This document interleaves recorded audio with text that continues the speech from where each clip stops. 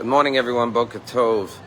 Today is a holiday. It's the second Passover. The Torah tells us there were a group of Jews who could not bring the first Paschal offering. And they came to Moses and they said, Moses, lama nigara, two very powerful words. Why should we be not given the opportunity to bring the Paschal offering? Yes, we were exempt because to unforeseen circumstances that we were unable to bring the offering. But we don't want to be exempt. We're not looking for leniencies. We want the opportunity to do the mitzvah. And Moses asks God, and God says, fine, let them bring their offering 1 month later, which is today. That's why it's customary to eat some matzah today to commemorate this holiday. And the holiday teaches us a very fundamental lesson in all of our lives, that sometimes we miss an opportunity in life. We make a mistake, we fail, sometimes not due to our own fault, but the fact is we didn't get it right. And the Torah says you always have a second chance. If you only have a desire and a will, God will grant it to you. I'm reminded of the story of the student who came to apply for school, a yeshiva, and the rabbi said, young man, do you want to learn? And he said, no, but I want to learn. As long as we have a desire and a motivation, we can succeed with God's help.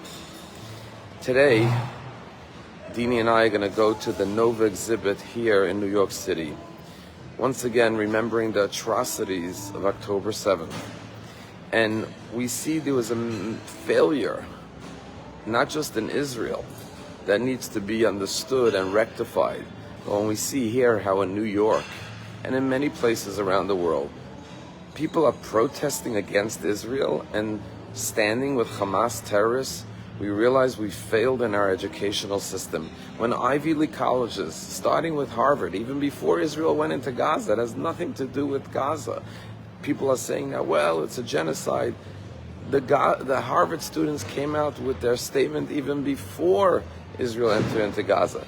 We see students who are highly educated, at the same time have zero morals or ethics. We realize there's a major failure in our educational system. We're not teaching the basic values of humanity, of goodness, and therefore we have to reassess everything we're doing. And that's why I was really delighted to see that yesterday the state of Louisiana issued a bill that every public school will have to have the 10 Commandments on the wall of the school.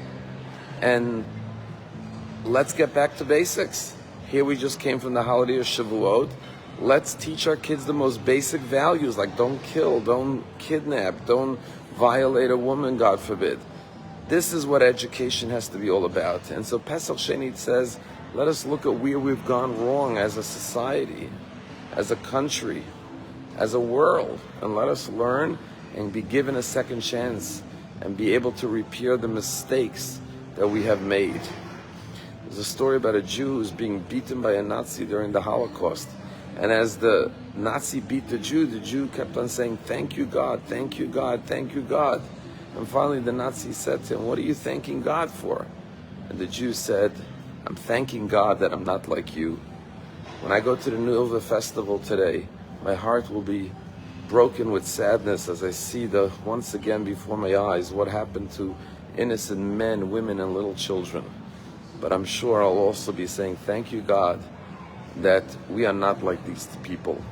And Pesach Sheni reminds us that we have to reassess and make sure that we teach our children and educate people to know the difference between good and bad, right and wrong, darkness and evil, and light and goodness.